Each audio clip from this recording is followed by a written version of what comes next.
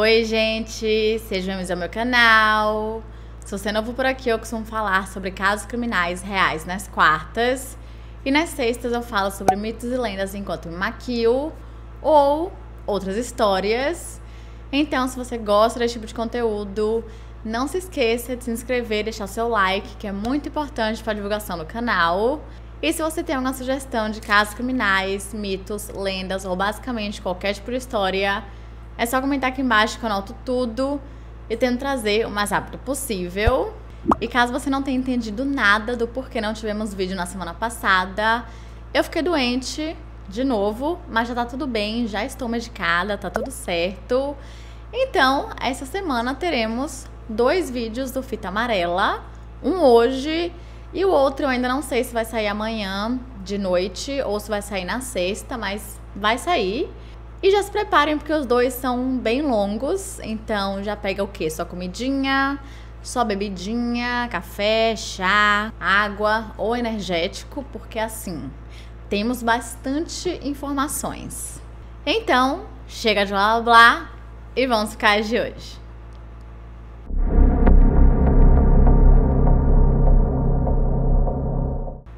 No dia 25 de maio de 1978, um pacote que estava embrulhado em um saco de papel marrom foi encontrado no campus da Universidade de Illinois, Chicago, e o endereço do remetente era de um professor da Universidade de Northwestern chamado Buckley Chris Jr.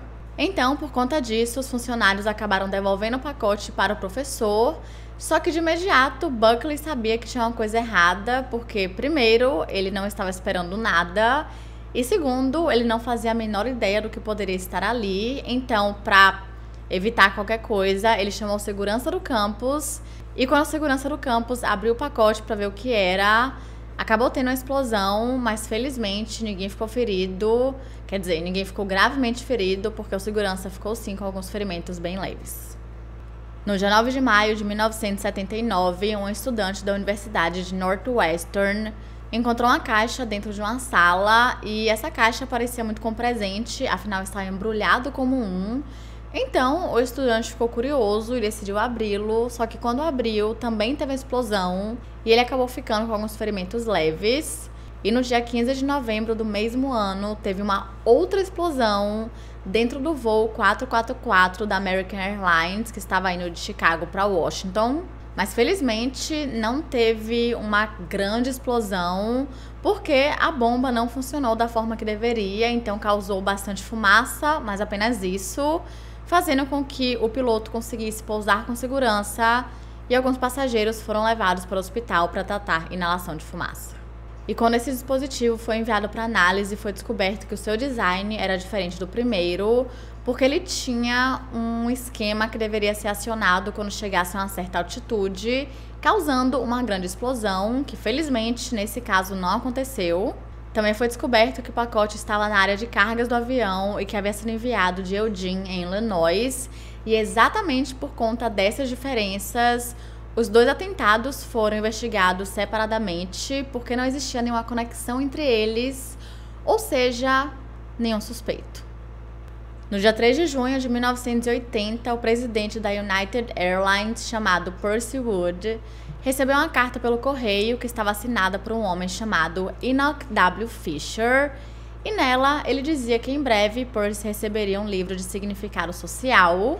E realmente, uma semana depois, no dia 10 de junho, ele recebeu um pacote que continha uma cópia do livro Ice Brothers, escrito por Sloan Wilson.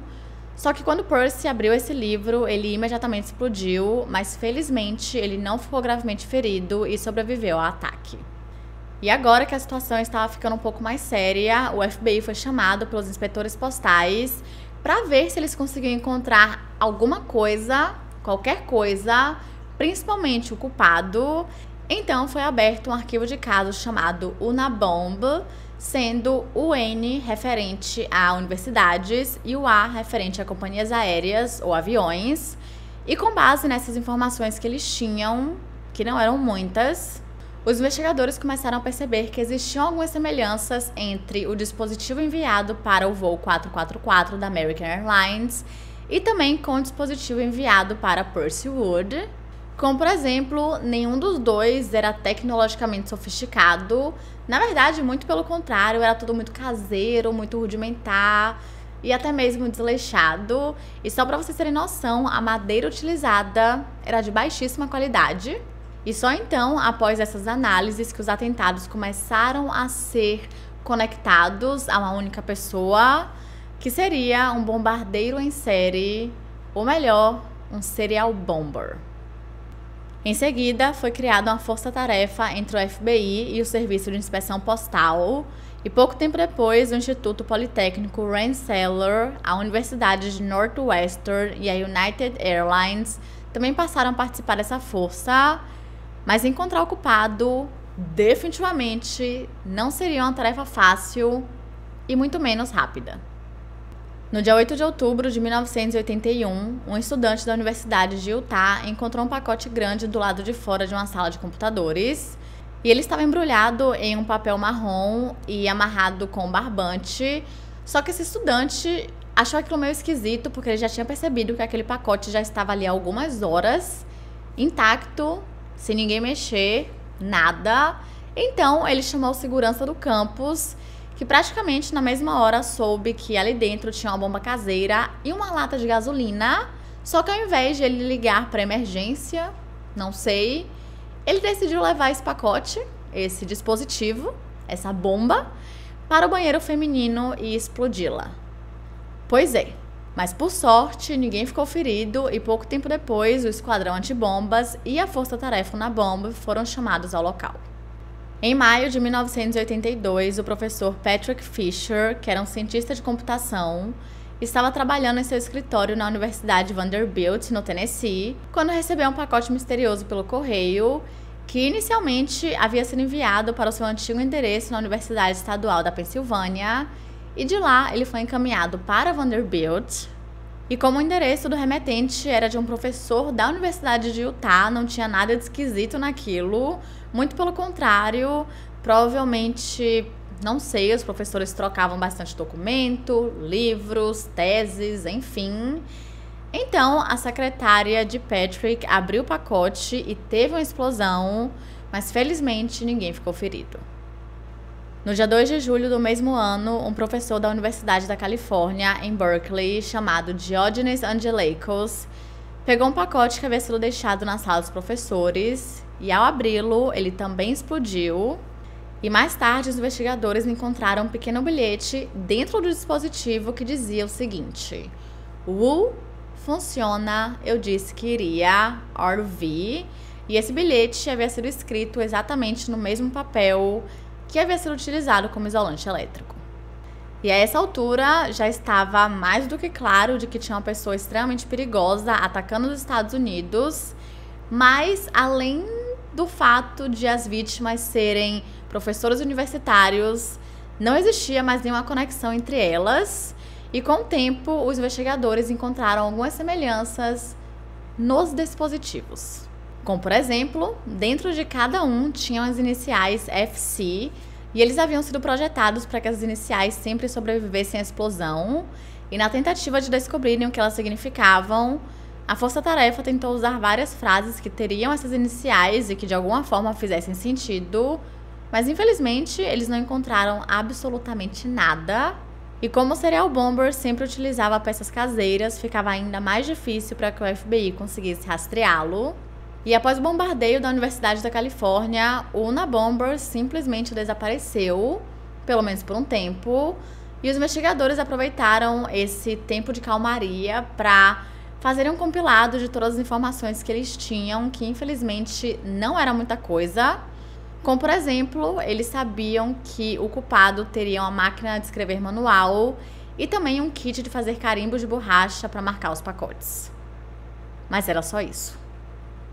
E acontece que 3 anos depois, lá estava ele de volta, e dessa vez com dispositivos mais sofisticados, ou seja, tudo indica que não teve tempo de calmaria coisíssima nenhuma, ele apenas estava tentando melhorar as suas habilidades. Em maio de 1985, um estudante da Universidade da Califórnia chamado John Hauser encontrou um pacote em uma área de estudo, e quando ele abriu o pacote, teve uma explosão. E infelizmente, John ficou gravemente ferido, chegando até a perder alguns de seus dedos. E após ouvir todo o barulho, afinal foi uma explosão e também John deveria estar gritando bastante, um dos professores, que era nada mais, nada menos do que Diogenes Angeleikos, lembram dele? Que havia sofrido o último ataque? Pois é, ele estava no momento no local e ele conseguiu chegar na sala e fazer um torniquete na mão de John, meio que para impedir o sangramento, e provavelmente por conta disso que John Hauser não faleceu, mas ficou gravemente ferido, chegando até a perder a visão de um dos seus olhos.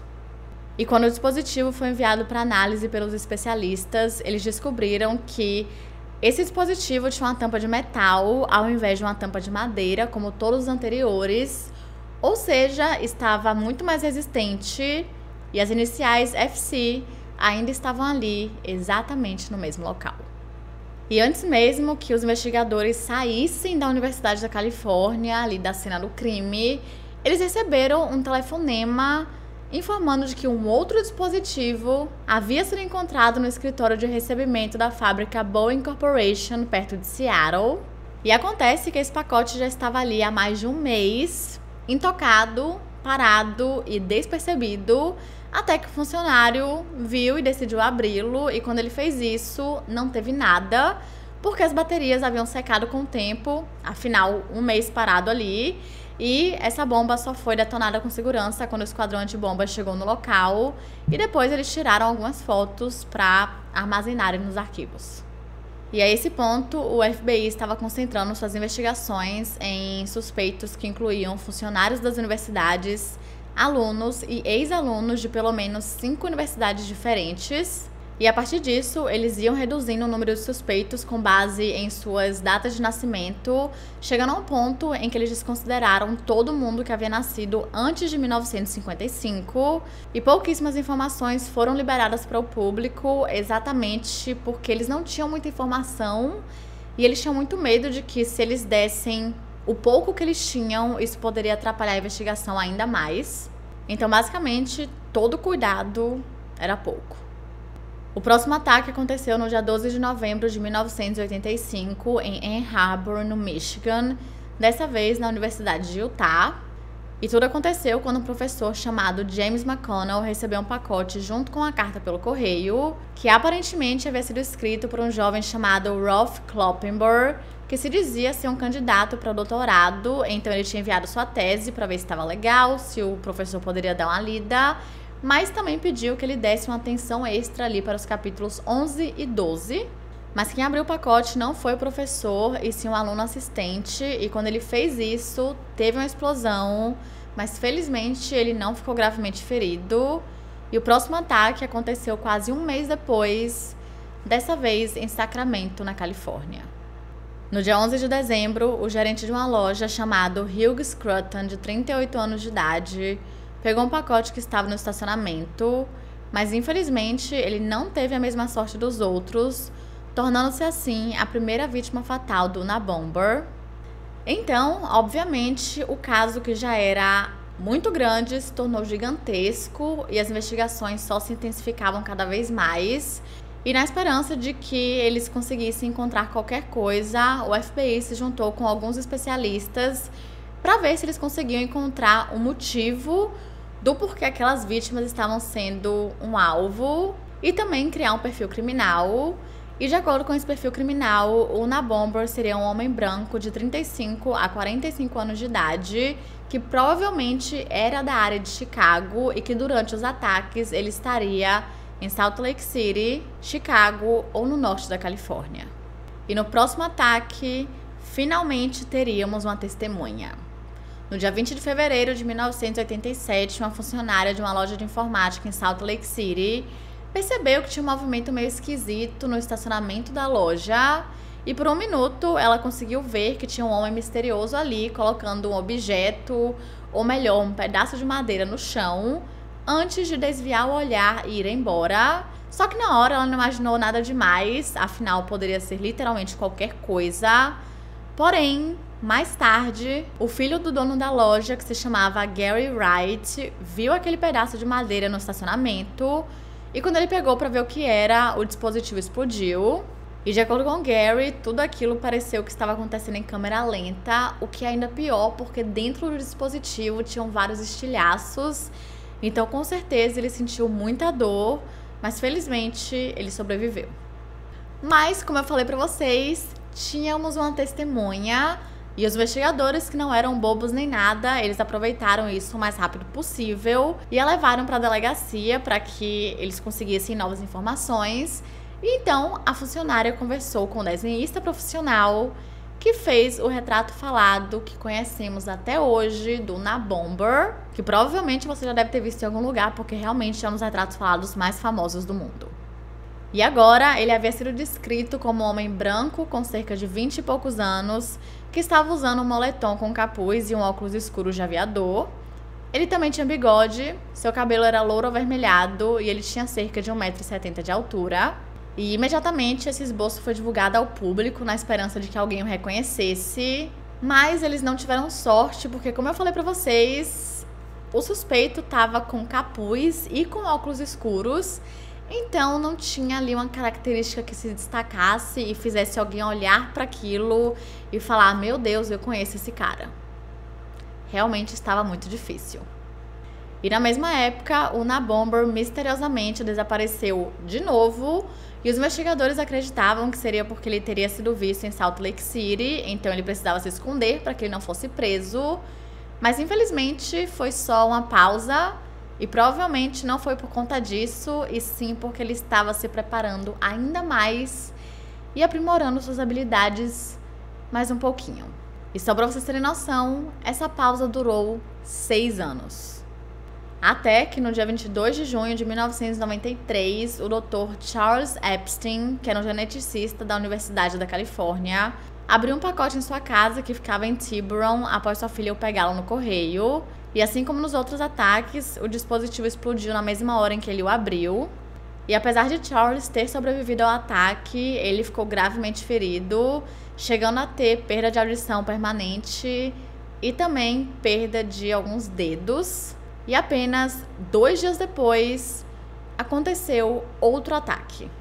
Dessa vez, um cientista de computação da Universidade de Yale, chamado David Galanter, abriu um pacote bem semelhante ao de Charles quando ele o recebeu em seu escritório em New Haven, em Connecticut.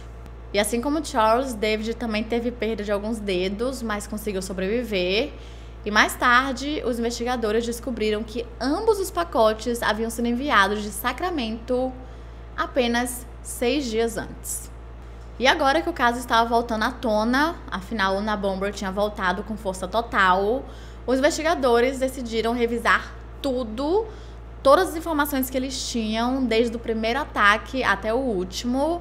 Então eles decidiram conversar com um agente da Força Tarefa, trocar umas ideias, ver se ele tinha alguma visão diferente do que eles tinham até agora. E esse agente era o agente especial Terry Turch, que rapidamente foi convidado para assumir a liderança do caso Unabomber. E logo em seguida, um consultor de informática foi contratado para que ele pudesse limpar e compilar todas as informações que eles tinham sobre o caso até então. E em seguida foi criado um arquivo bem grande, com absolutamente tudo, que acabou sendo intitulado como Unabomb, Fatos Conhecidos, Ficções e Teorias. E basicamente todos os dias novas informações eram adicionadas, excluídas ou editadas com base no avanço das investigações. E mais importante que isso, o agente Terry Turch, ele achou que eles deveriam olhar mais uma vez os suspeitos, afinal passaram-se vários anos e eles não tinham absolutamente nada, ninguém que eles pudessem olhar e falar: putz, esse pode ser o cara. Então eles decidiram fazer um novo perfil criminal. Mas infelizmente não existia absolutamente nada, nenhuma informação suficiente para que eles construíssem esse novo perfil criminal.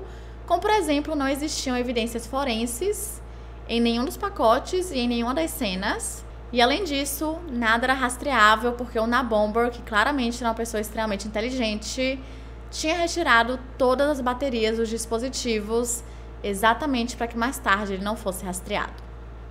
Na mesma época dos 2 atentados recentes, o New York Times recebeu uma carta bem interessante pelo correio de uma pessoa que alegava ser o próprio Unabomber. E essa carta tinha sido enviada exatamente no mesmo dia em que os 2 pacotes. E nela, a pessoa dizia o que significava a sigla FC, que era aquela que tinha em todos os dispositivos, que seria a Freedom Club, ou o Clube da Liberdade. E para os investigadores, aquela carta era perfeita, era a cereja do bolo que eles precisavam para encontrar alguma evidência real que ligasse ao culpado, mas após diversas análises do tipo de escrita, do tipo da máquina utilizada para escrever aquela carta, do papel, dos selos, de onde ela havia sido enviada, de impressões digitais ou basicamente de qualquer tipo de DNA, adivinha? Nada foi encontrado, mesmo com todos esses esforços. Mas de uma coisa, os investigadores tinham certeza. O Unabomber tinha ficado mais sofisticado, o que poderia indicar que ele era uma pessoa mais velha do que eles imaginavam antes e de que ele tinha um controle bem maior agora. E outra coisa que eles tinham absoluta certeza era de que não existia um grupo, coisíssima nenhuma, muito menos um clube, e que sim, tudo isso era um único indivíduo, um tanto quanto confiante, principalmente pelo fato de que se fosse um grupo, um clube, uma gangue, enfim, dificilmente eles conseguiriam manter esse segredo por tantos anos. Afinal, nós sabemos que criminosos adoram falar. No dia 10 de dezembro de 1994, um publicitário chamado Thomas Mosser recebeu um pacote em sua casa em North Cadwell, em Nova Jersey, e assim que ele o abriu, ele explodiu, e ele foi a segunda vítima fatal do Unabomber, e a sua esposa e o seu filho só não se tornaram vítimas porque eles haviam acabado de sair de casa. E o último ataque aconteceu no dia 24 de abril de 1995, quando um homem chamado Gilbert Murray abriu um pacote que havia sido enviado para o escritório onde ele trabalhava, que era uma organização sem fins lucrativos chamada California Forestry Association, que trabalha para manter as florestas da Califórnia. E, na verdade, esse pacote não havia sido enviado para o próprio Gilbert, e sim para o seu antecessor, considerando que ele era o diretor dessa organização. E quando ele o abriu, teve a explosão e, infelizmente, ele se tornou a terceira e a última vítima fatal do Unabomber. E é aqui que as coisas começam a finalmente se desenrolar no caso, então preparem os cintos. Acontece que no mesmo mês do ataque, uma outra carta foi enviada para o New York Times, da mesma pessoa que havia enviado a primeira carta, alegando que ele era o culpado pelo assassinato de Thomas Mosser, e após algumas análises foi confirmado que realmente os escritores eram a mesma pessoa, ou seja, o Unabomber, e nessa carta ele também disse que continuaria seus ataques caso eles não publicassem o seu manifesto. Depois, ele escreveu que enviaria as cópias nos dias seguintes e, no final, ele ainda falou que o FBI era uma grande piada. Pois é. Em junho, ele datilografou 5 cópias do seu manifesto, que, por sinal, tem 38 páginas. E sim, caso vocês queiram ler, vai ter o link aqui na descrição. Então, ele enviou cada cópia para vários jornais gigantescos, como, por exemplo, o Washington Post, o New York Times, entre outros. E isso fez com que todo mundo entrasse em um grande dilema. Tipo, eles publicavam o manifesto e, consequentemente, perpetuavam as ideias de um terrorista, ou eles arriscavam a vida de mais pessoas inocentes e ignoravam completamente o pedido do terrorista. De qualquer forma, nenhuma das duas opções eram boas, as duas eram ruins iguais. Então, o diretor do FBI, juntamente com o procurador-geral, designaram o líder da força-tarefa Unabomber para que ele decidisse o que eles deveriam fazer, junto com o resto da galera da força-tarefa. Inicialmente, ninguém concordava. Cada um tinha uma opinião diferente, cada um achava que uma coisa deveria ser feita ou a outra, mas no fim eles acabaram chegando à conclusão de que não, de que eles não iriam postar o manifesto. Porém, nos 45 do segundo tempo, durante uma coletiva de imprensa, eles mudaram de ideia e decidiram que sim, que eles iriam publicar o manifesto do Unabomber. E eles fizeram isso porque eles acreditavam que eles colocando aquelas ideias, que eram ideias bem específicas, pelo menos a forma que estava escrita era uma forma muito específica, Para o público, a chance de alguém reconhecer aquilo era bem grande, então ou eles faziam isso, ou eles arriscavam ficar, sabe-se lá quantos mais anos procurando alguma coisa e não encontrarem nada. Então, o manifesto realmente foi publicado. E no dia 28 de junho, uma outra carta foi enviada, dessa vez para o jornal San Francisco Chronicle, e nela ele ameaçava colocar um dispositivo explosivo em um avião do Aeroporto Internacional de Los Angeles e disse que a explosão aconteceria em 6 dias. E por conta disso, toda a segurança do aeroporto foi dobrada, eles estavam morrendo de medo de acontecer um ataque desse porte, principalmente porque o aeroporto de Los Angeles é gigantesco e até alguns voos foram interrompidos, mas depois de um tempo, passaram 6 dias, passaram mais dias e nada aconteceu, então tudo voltou ao normal e isso só deixou as pessoas mais assustadas porque mostrava o quão imprevisível o Unabomber era e como era praticamente impossível estar um passo à frente dele, parecia que ele sempre sabia o que fazer, mesmo que fosse dessa forma extremamente aleatória. E a força-tarefa não tinha outra opção a não ser esperar para ver se alguma coisa surgiria desse tal manifesto. E enquanto eles esperavam, o país todo estava lendo o famoso manifesto do Unabomber, intitulado Sociedade Industrial e Seu Futuro. E nesse documento bem longo, ele expressava todos os seus pensamentos sobre a sociedade atual e o efeito extremamente tóxico da tecnologia sobre ela. E ele basicamente afirmava que o uso dessa tecnologia em excesso suprimia a capacidade humana de tomar decisões e funcionar da forma que deveriam. O que realmente é verdade, nós sabemos disso, porém, conforme você vai lendo o manifesto, ele começa a ter umas opiniões muito nada a ver, e principalmente o fato de que ele acha que para resolver isso, ele precisa atacar as pessoas. No manifesto, ele também fala sobre o governo, sobre a política, sobre as questões ambientais e como deveria haver uma revolução para que as pessoas voltassem para uma vida mais natural, sem máquinas, sem tecnologia, etc. E realmente muita gente concordou com as opiniões dele, afinal, como eu falei, nós sabemos disso, mas ninguém concordava com a forma que ele queria resolver esse problema. Acontece que quando a mulher chamada Linda Patrick, que morava em Schenectady, em Nova York, leu esse manifesto, ela reconheceu todas as ideias e teorias que estavam escritas ali.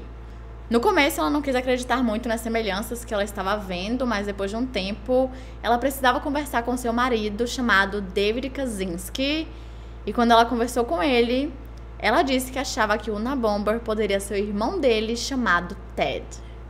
E, obviamente, quando o David ouviu tudo isso, ele começou a rir, porque era bem surreal que o seu irmão, que ele conhecia a vida toda, pudesse ser esse cara doido que estava simplesmente atacando todos os Estados Unidos. Mas Linda, que nunca tinha encontrado o Ted pessoalmente, que, por sinal, a desprezava, ela já tinha lido algumas cartas que ele havia enviado para David e ela lembrava que as ideias, a forma de escrita, tudo era muito semelhante ao tal manifesto que estava sendo divulgado pela mídia. Só que convencer David que o seu próprio irmão poderia ser esse cara seria um pouquinho mais difícil do que ela esperava. Enquanto isso, a população dos Estados Unidos estava desesperada, ligando para o FBI, enviando pistas e até mesmo cartas de pessoas que elas conheciam, que elas acreditavam que poderia ser um Unabomber, só que nada realmente fazia muito sentido e nada do que eles receberam realmente poderia ser do Unabomber. E finalmente, em outubro, David Kaczynski decidiu aceitar. Ele falou para Linda que ele iria ler o manifesto, meio que para ver realmente se tinha uma semelhança ou não, mas a mente dele obviamente não teria, era só realmente para fazer com que ela se acalmasse e visse que não tinha por que ficar desesperada. Só que quanto mais ele lia, mais semelhanças ele encontrava. Realmente tudo que estava ali era muito parecido com as coisas que seu irmão dizia para ele. Mas mesmo assim, depois que ele terminou de ler tudo, ele ficou meio que tipo, ok, realmente é um pouco esquisito, tem algumas coisas aqui muito parecidas, mais do que eu gostaria, mas a chance de ser ele é de 1 em 1000, pode ser literalmente qualquer pessoa, certo? Então, como Linda viu que David estava tendo um pouco de dificuldade em ver essas semelhanças da forma que ela estava vendo, ela pediu que ele conversasse com uma profissional, uma investigadora chamada Susan Swenson. E ele concordou, e então Susan fez uma análise entre o manifesto e as cartas. E ela disse que existia sim uma semelhança entre os dois que não poderia ser ignorada. E depois ela comparou as universidades em que Ted já havia ido e os locais onde os dispositivos explosivos haviam sido enviados. E para surpresa de David, tudo batia perfeitamente. Acontece que nessa época seu irmão estava morando em um grande terreno na cidade isolada de Lincoln, em Montana, em uma pequena cabana que os dois haviam construído. E David sabia que Ted costumava pegar carona até a cidade de Helena, e de lá ele pegava um ônibus para a área de São Francisco. Acontece que não existia possibilidade nenhuma de ele fazer esse caminho sem passar por Salt Lake City. E como é de se imaginar, David estava muito confuso, ele não sabia o que fazer, ele queria impedir os ataques, óbvio, mas ao mesmo tempo ele sabia que se o seu irmão fosse pego por isso, ele com certeza teria a chance de pegar a pena de morte, e ele não queria o sangue do seu próprio irmão em suas mãos. Mas, graças a Deus, Linda estava 100% nem aí, ela queria entregá-lo à polícia, porque ela tinha certeza que era ele, não tinha como não ser. Então, após muita conversa com David, eles decidiram fazer isso, e ele pediu para que seu advogado entrasse em contato com o FBI e enviasse essas cartas para eles, para que eles vissem se realmente batia ou não. Porém, a esse ponto, o FBI estava lotado de pistas e dicas que eles precisavam seguir. E outra coisa que eles não sabiam era que eles já tinham uma lista de 2.417 suspeitos, e o suspeito 2.416 era Ted. Pouco tempo depois, David foi visitar sua mãe em Chicago porque ela estava doente. E como ele já estava ali, né, ele aproveitou para vasculhar as coisas do irmão. E foi quando ele encontrou várias cartas e também um documento de 23 páginas, igual ao manifesto do Unabomber. Era tipo um resumo, um rascunho, mas as ideias, tudo era igual. E mais uma vez, David conversou com seu advogado e pediu para que ele enviasse o mais rápido possível tudo isso para o FBI. E felizmente, uma agente que recebeu aquilo, ao invés de ela colocar na pilha gigantesca que eles tinham de outras pistas, ela leu, comparou os dois e chegou à conclusão de que sim, era a mesma pessoa. Então chegou a hora de falarmos sobre Ted Kaczynski. Theodore John Kaczynski nasceu no dia 22 de maio de 1942 em Chicago, Illinois, e era o filho mais velho de Wanda e Theodore. Quando Ted tinha 7 anos de idade, seu irmão mais novo nasceu e ele era David, e pouco tempo depois a família se mudou para o subúrbio de Evergreen Park, onde Ted sempre se destacou na escola, chegando até a pular 2 séries. Ele também participava de várias atividades extracurriculares, como o clube de alemão e o clube de xadrez. E só para vocês terem noção, ele tinha um QI de gênio de 167, mas esse seu sucesso acadêmico não fez com que ele se tornasse um garoto popular na escola. Na verdade, muito pelo contrário, ele sofreu muito bullying por conta disso e também pelo simples fato de que as pessoas o consideravam diferente. E em uma certa época, David chegou a perguntar à sua própria mãe qual era o problema de seu irmão, porque ele não tinha amigos, ninguém gostava dele, sendo que o próprio David o amava, ele não conseguia entender o porquê que tinha essa diferença tão grande. E foi nesse momento que sua mãe lhe disse que achava que Ted poderia ter mudado quando ele ainda era um bebê, porque ele sempre foi um bebezinho muito feliz, que sempre estava querendo brincar e rir o tempo inteiro, até os seus 9 meses de idade, quando ele ficou doente. Acontece que ele teve uma erupção cutânea por todo o seu corpo, e isso fez com que ele ficasse internado por 9 dias no hospital. Só que quando ele voltou, ele definitivamente não era a mesma criança.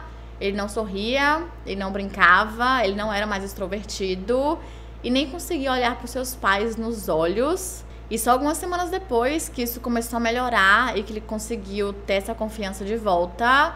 Mas mesmo assim, seus pais nunca conseguiram entender o que tinha acontecido e o porquê ele tinha tido essa mudança tão drástica. E por fim, no final da conversa, Wanda, a mãe, disse para David para nunca abandonar seu irmão, porque esse era o maior medo de Ted. E com apenas 16 anos de idade, Ted Kaczynski passou na Universidade de Harvard. Sim, eu falei que ele era realmente muito inteligente. E lá ele cursou matemática e também participou de um experimento esquisitão, que era conduzido pelo seu próprio professor, que era um psicólogo muito respeitado chamado Henry A. Murray. E nesse experimento, os participantes eram submetidos a vários tipos de abusos verbais e o intuito era observar como que cada um reagiria a esse estresse, que por sinal não era pouco. E muitas pessoas acreditam que esses experimentos foram um grande fator para mudar a personalidade de Ted Kaczynski. Um de seus amigos da Universidade de Harvard chegou a dizer que exatamente nessa época ele começou a se afastar dos amigos e meio que se isolar completamente. E de acordo com David, ele tem certeza que tudo isso o feriu e muito. Em 1962, Ted se formou em matemática e logo em seguida entrou em um programa de pós-graduação na Universidade de Michigan, onde ajudou com aulas e trabalhou em sua dissertação, que foi muito elogiada por outros profissionais. Em 1967, ele conseguiu seu diploma da pós e doutorado em matemática e então saiu de Michigan e começou a lecionar na Universidade da Califórnia, em Berkeley. Mas mesmo assim, mesmo com todo esse sucesso acadêmico que ele estava tendo, afinal ele era um crânio, ele ainda tinha muita dificuldade em se relacionar com as pessoas. E só para vocês terem noção, ele não conseguia nem dar palestras direito e nem ao menos olhar nos olhos dos seus alunos enquanto estava ensinando alguma coisa, que, como eu falei, era um problema aí que ele teve ali quando ele ainda era criança, logo após ele ser internado. E à medida que a sua personalidade antissocial ia aumentando, o seu desprezo por tecnologia, ou basicamente qualquer coisa moderna, também aumentava, e isso só iria piorar cada vez mais. Então, em 1969, aos 27 anos de idade, ele decidiu abandonar tudo, o seu emprego e a cidade. Então, ele saiu de Berkeley. E no início de 1970, ele e David compraram um grande terreno em Lincoln, em Montana, onde eles construíram uma pequena cabana.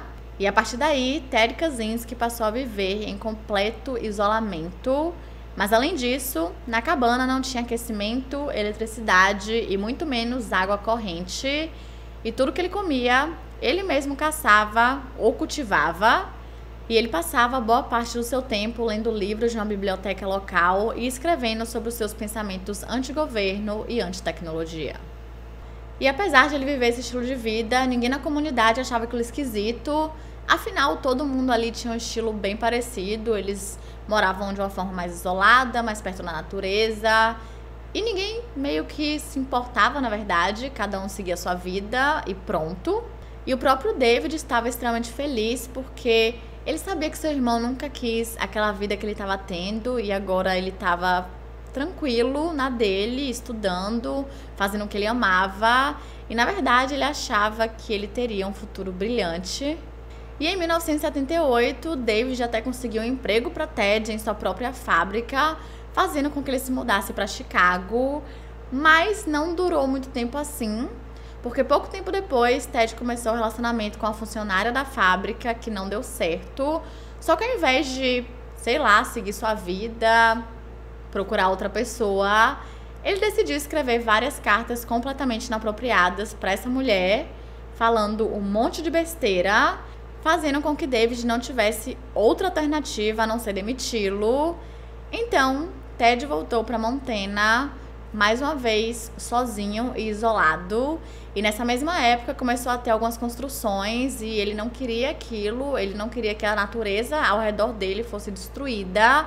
Então ele até tentou ali impedir de alguma forma, indo nas construções, fazendo pichações, reclamando, esse tipo de coisa. Mas como ele viu que não ia dar muito certo, afinal ele era o único homem, foi então que ele decidiu se vingar da sociedade e começou seus ataques, até que finalmente foi preso pelo FBI 17 anos depois, quando David enviou todos aqueles documentos, incluindo o documento de 23 páginas, que a agente do FBI viu que tinha uma semelhança bem grande com o manifesto.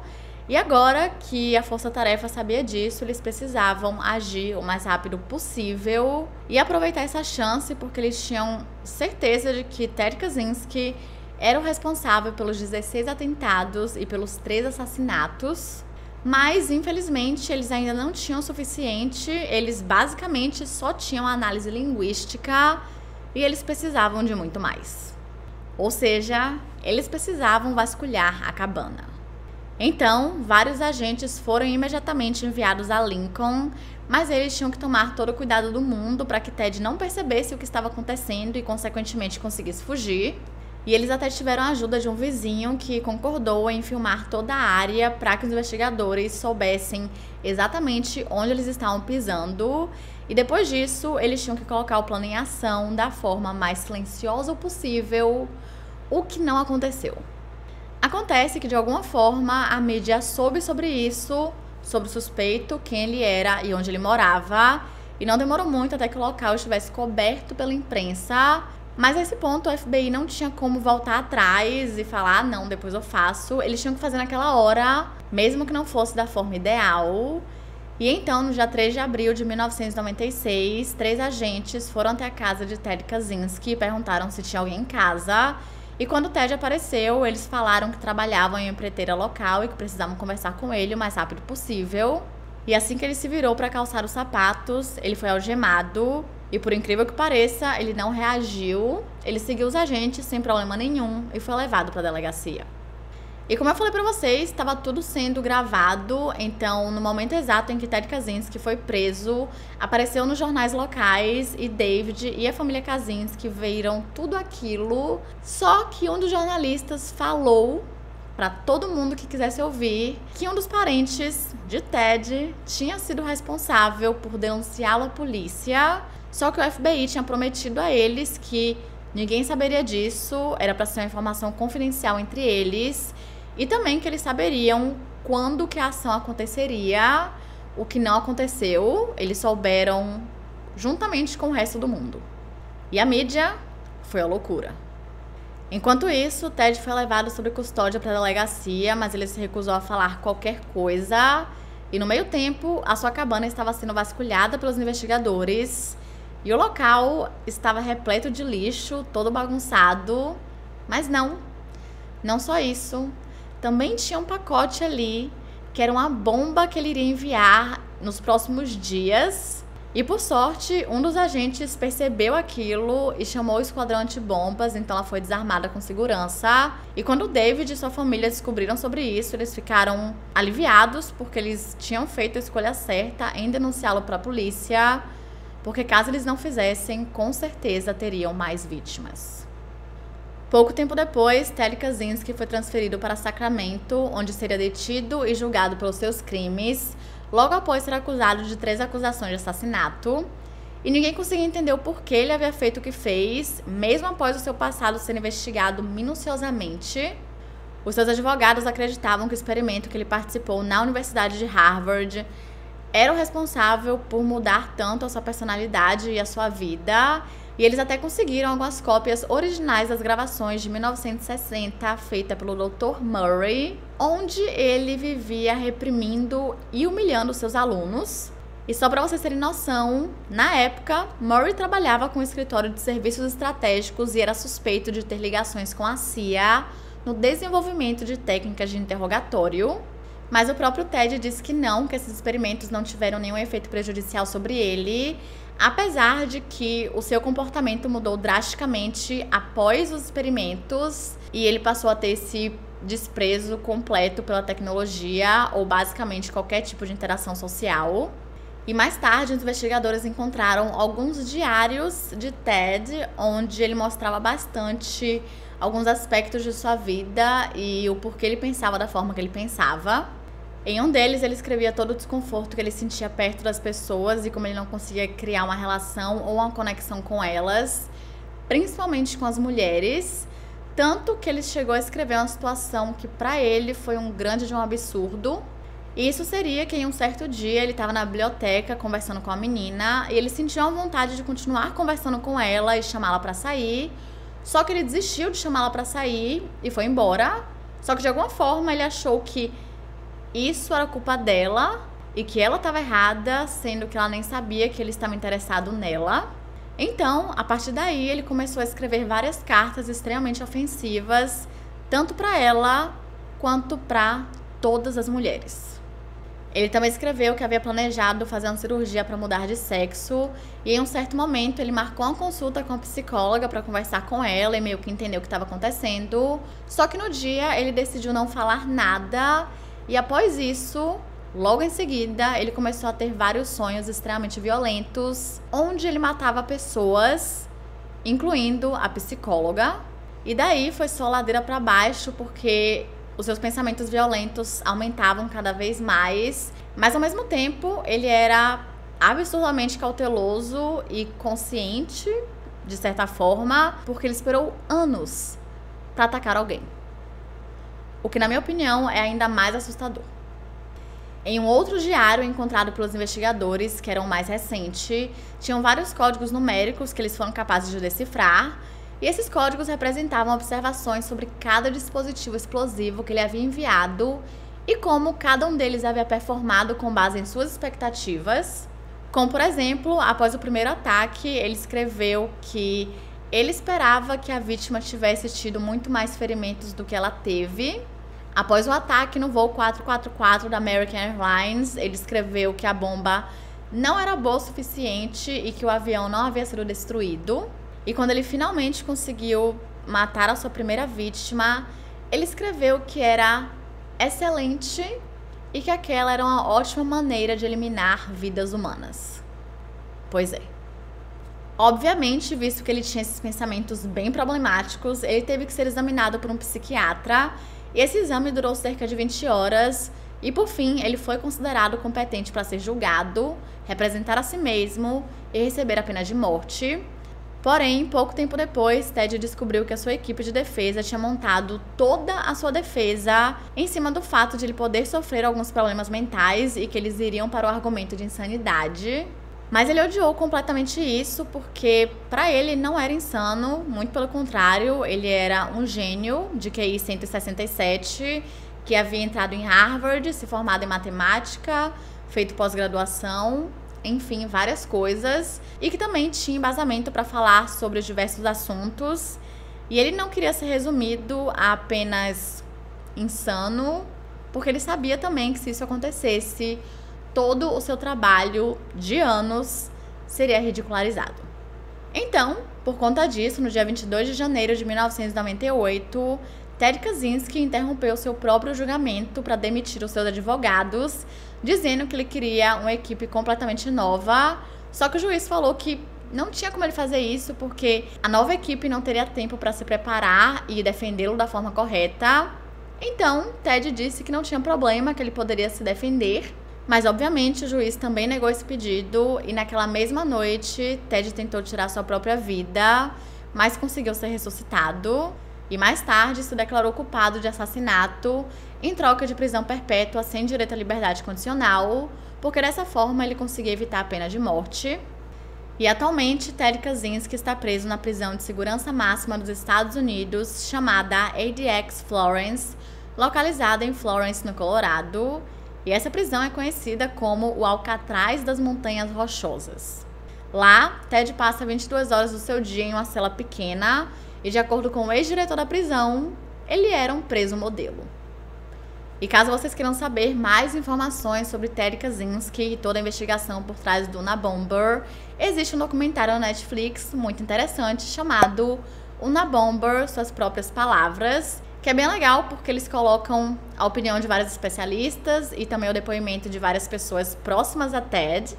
E também tem uma série chamada Manhunt, Unabomber, que eu ainda não assisti, mas parece bem interessante porque mostra como que os novos investigadores e o novo profiler conseguiram seguir com a investigação até chegarem ao culpado.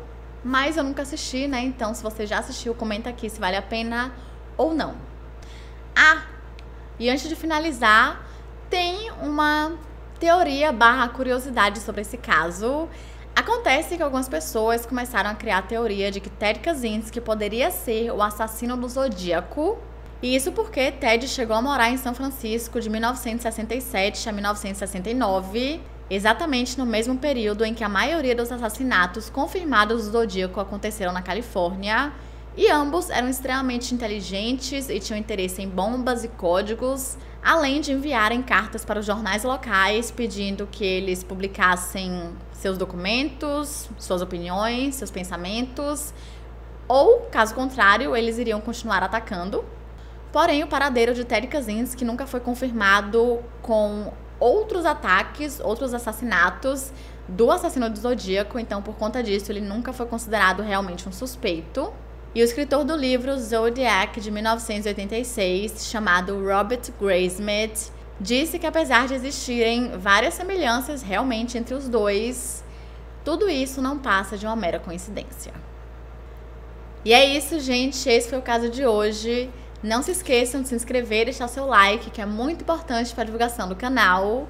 E se você tem uma sugestão de casos criminais, mitos, lendas ou basicamente qualquer tipo de história, é só comentar aqui embaixo que eu anoto tudo e tento trazer o mais rápido possível.